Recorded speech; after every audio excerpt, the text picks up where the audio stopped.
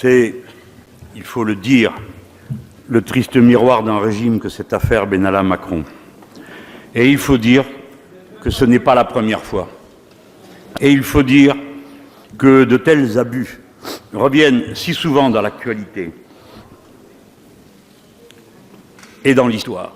Il s'agit d'une cour des miracles installée au sommet de l'État et qui développe une hiérarchie parallèle faite de copinage malsain, nous a-t-on dit, dont les membres ne figurent sur aucune liste, dont le ministre de l'Intérieur ne connaît pas le principal visage, dont le ministre des Relations avec le Parlement pense qu'il s'agit d'un bagagiste, dont la garde des Sceaux ne sait rien et n'a rien à dire parce que c'est une affaire devant la justice qui ne comporte aucun aspect politique d'après elle. Pourtant, de cette lamentable situation, un bien pourtant pourrait venir. Ce serait l'obligation pour tous de regarder une fois en face l'état de délabrement d'un régime qui rend ceci possible.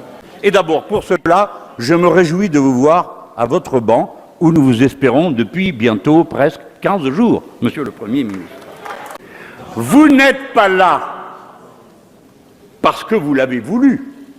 Vous êtes là parce que vous y êtes contraint. Nous n'avons pas eu d'autre recours que la censure pour vous obliger à venir assumer devant nous vos responsabilités. Vous avez été contraint de retirer votre texte de réforme constitutionnelle et d'ores et déjà, avant même que l'on ait voté, ce sont autant de victoires à nos yeux. Oui, des victoires. Non pour nous, députés qui avons signé ces motions de censure, non pour nous, mais pour l'honneur du Parlement. Nous agissons conformément à notre principe politique le plus fondamental. Le Parlement est toujours supérieur à la monarchie présidentielle.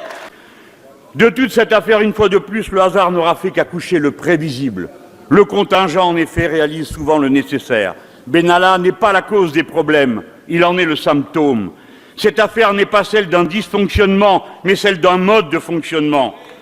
La maladie est profondément enracinée, elle porte un nom, c'est le présidentialisme qui rend fou la monarchie présidentielle. Ses effets destructeurs ruissellent tout au long de toutes les chaînes de commandement. Tout est aggravé désormais par l'illusion qui vous tient lieu de doctrine, le marché partout. Au fond, la hiérarchie parallèle qu'animait M. Benalla, qu'est-ce donc qu'une privatisation des services de sécurité du président de la République? Vous n'aimez pas l'État, ni les fonctionnaires. Vous ne croyez pas à leur qualification, ni à leur efficacité, et vous leur préférez des bandits de rencontre. Vous ne voulez pas renforcer l'État républicain, vous voulez gommer sa présence partout où vous le pouvez.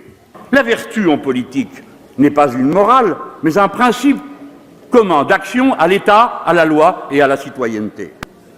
La vertu désigne ce qui est bon pour tous, l'intérêt général qui est toujours distinct de l'addition des intérêts particuliers.